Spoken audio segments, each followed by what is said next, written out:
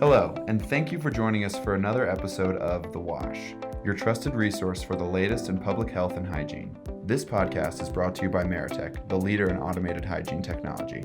I'm your host today, Joe Johnson, and I'm joined by Paul Barnhill, the Chief Technology Officer and Head Engineer here at Meritech. Thanks for joining us, Paul. Thank you for having me. Today we're going to talk about efficacy and how exactly we prove the efficacy of hand washing events. Meritech has been performing lab studies to test the efficacy of clean-tech automated hand washing stations for over 30 years. Over that time, we have performed over 50 studies to prove just how well our stations work. Paul, could you walk us through at a high level how we perform these studies?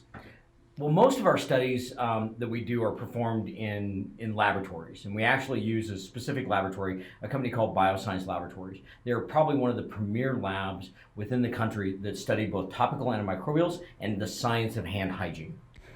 I noticed in the study overview that there are two different methodologies used. Could you explain the differences between the types? So we have really two different types that we work with. One that really focuses an ASTM standard that's around viruses, and an ASTM standard that we focus really around general hand hygiene or bacteria. So if we look at E1838, we're really focusing on a virus there, the noroviruses, things like that. And then if we're looking at the E1174, we're really focused on things like bacteria or other pathogens like E. coli, Serratia marcescens, maybe a Staphylococcus aureus or something like that. Are there other methodologies? There's a lot of other people that kind of do different methodologies, but not typically performed at an ASTM level. So somebody may perform what is called a total plate count. One of the difficulties with that is that you're really collecting the pathogens of everything that's on the hands, and that really doesn't give you specifics like you do when you're looking at another ASTM method, where I'm literally doing what is called pathogen-specific testing. When I'm pathogen-specific testing, I'm truly putting on a pathogen on the hands, either a virus or a bacteria. I'm measuring what that known amount is, creating a baseline, and then I'm applying that again and again and again over again to then remove that to see what that reduction level is. So I'm not getting that outside noise of other pathogens that already reside on the skin and so forth that we have. So yes, you have other methods. You may have, again, a total plate count. You may have a finger swab or a finger plate. Again, with those three methods, a little bit more challenging because you do not get the confidence level with the results, and you get varied human results just because the methodologies are somewhat flawed. And what are some of the pathogens that we have tested clean-tech against, and how did we go about selecting them? Well, I mean, we select various pathogens depending on kind of what we know is really important. So, for example, in the ASTM E1174 standards, really to follow the protocol, the standard, you have a couple different pathogens to test. Obviously, you test either Serratia marcescens or E. coli. We have tested both of those, but really one of those within our core industry is food manufacturing. E. coli is very prevalent within that industry, and we want to focus on those pathogens that people easily recognize and know. We've also tested things like Norovirus. We use a surrogate called feline caleci, but again, it's a surrogate for noro, and so that's very common wherever you have sequestered individuals, either long-term healthcare, cruise ships, incarceration or prisons are areas where norovirus, and even sometimes schools and universities can be exposed to that. As well as we've tested other pathogens like Staphylococcus aureus and those things to be able to just kind of get a general broad spectrum of pathogen reduction. So of the pathogens we have selected to test, would you say that it's given us a good coverage of all the possible pathogens out there? That's a really, really good question. There are so many pathogens out there. It would really be, it would take a lifetime to really test them all. And some of them we can apply to human skin, some of them we can't. So when we do all of our testing, all of our test methods are really testing on human skin. We're testing on human subjects, applying the true pathogen. Yes, we're testing a good variety, and there's always more that we can test as new pathogens come along that become in the media and things that we have to focus on. So we are testing both transient as well as resident pathogens. So for example, an E. coli is a transient, a Staphylococcus aureus is more of a resident pathogen. So we are looking at broad spectrum, as well as then we're looking at bacteria as well as viruses. Could you go into a little bit more detail about the differences between resident and transient pathogens?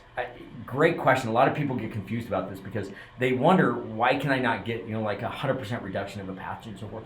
Understanding that the body's largest organ is actually skin, and it's a living, breathing organism. And on our skin, which is a little bit pH, a little bit acidic on the lower side, and that helps fight off pathogens, but they're also what are resident pathogens. Pathogens that live on the skin, those pathogens are there to take care of the quality of the skin as well as fight off transient pathogens. So those are coming from within my body. 95% or greater of these pathogens are inert. They're harmless to me or to others. And then you have transient pathogens. Let's call that our noroviruses or our E. coli's or things like that. These are things we pick up from others. They may be coughing, sneezing, they may have touched a doorknob or an elevator button or a handrail, and we've picked that up. So those are the differences between those two pathogens. So now that we have a little bit of background on the studies, let's look at some of the results. I see in the studies the results are recorded as log reductions. Could you explain a little more detail what a log reduction is? It's funny, I have this conversation a lot at different trade shows and so forth and different events, and people go, well, can you help me understand that log 10? It really is simple math when you think about it. The log 10 reduction that we're doing is actually just a scientific log reduction that we're measuring in log 10, math, so logarithmic math. But to boil that down in a simple, easy method, if you want 1 log is a 90% reduction. You want a 2 log, it's 99% reduction. 3 log is 99.9, 4 log is 99.99, and then it's just exponential from there. It just keeps going. Beyond 99.9 is really difficult because, again, we're dealing with a living, breathing organism like skin, very difficult to detect beyond a 4 log reduction. Let's dive into a few of the specific studies that we've done, just to hear about that process as well as the results that were delivered. So we've studied a lot of those, and kind of just I'm picking a couple of them off the top of my brain. Really, the norovirus is again a very well-known pathogen, very common when again in sequestered areas. We're showing with our technologies with the Meritech automated hand washing systems a 99.99% removal every single time with that. Now we say that removal, we don't say that it's kill. There's a big difference when we're washing the hands because we are saying we're removing it. Yes, we're using a detergent antimicrobial product at the same time, but we want to make sure that we're saying that we are removing that pathogen from the skin because I can't very well say I'm killing it every time. But we're showing that 4 log or that 99.99% removal. And we did do that with the E1838 study, which is really for viruses. Now, if you look at something like an E. coli, that's very common within the food environments that we work within. We're showing a 99.9% reduction on that. Differences in those two pathogens is varied. One is a bacteria, one is a virus. They adhere to the skin differently. The quantity of pathogen to make you ill is vastly different between the two. And one is a little bit harder to remove from the skin and so forth, and that being the E. coli. We've also then studied things like Staphylococcus aureus.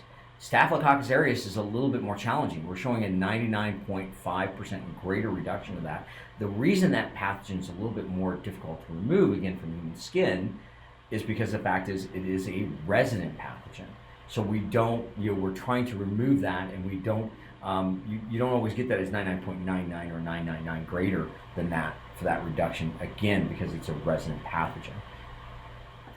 Could we talk a little bit about what the actual difference is between a 99.5 or a 99.9 and a 99.99? It's funny. I let's see if I can describe this in a podcast. Something I taught not that long ago to a group of individuals, and the very question came out. So I brought out an experiment that I have. So if you take literally 9,999 red hot candies, and you really take that number. And if you want to understand the difference, so you take 9,900 of those, and that's your 99%. And then if you want your 9,990, you have 99.9. And then if you really want 99.99, you really are at literally 9 more red hots to get to that number. And that number just keeps going down and down and down and down. So that really is a very simple way of looking at it. And a lot of people say, well, why can't I get to 100% reduction every time? Again, we're dealing with a living, breathing organism, skin. We do not want total eradication.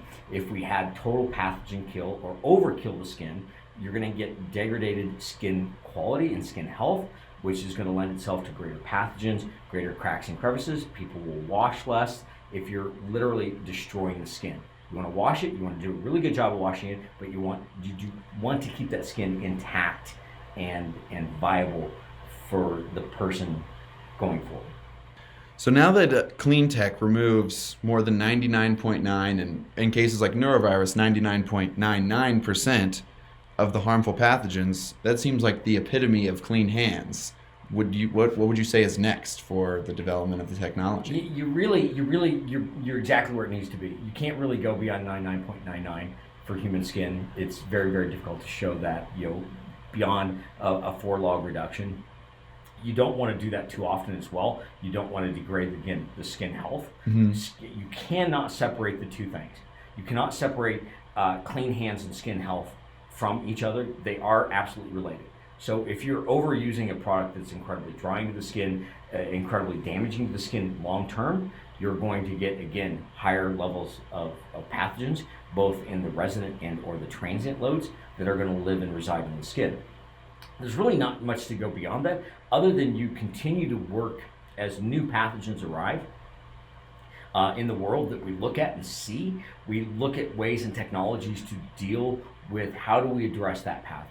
What is the best way to either remove it, to kill it? How do we do that to continue to protect skin health and make sure that we're doing what is right for the individual? And in regards to Meritech, how can we do that quickly, efficiently, to where we remove a lot of that human behavior aspect?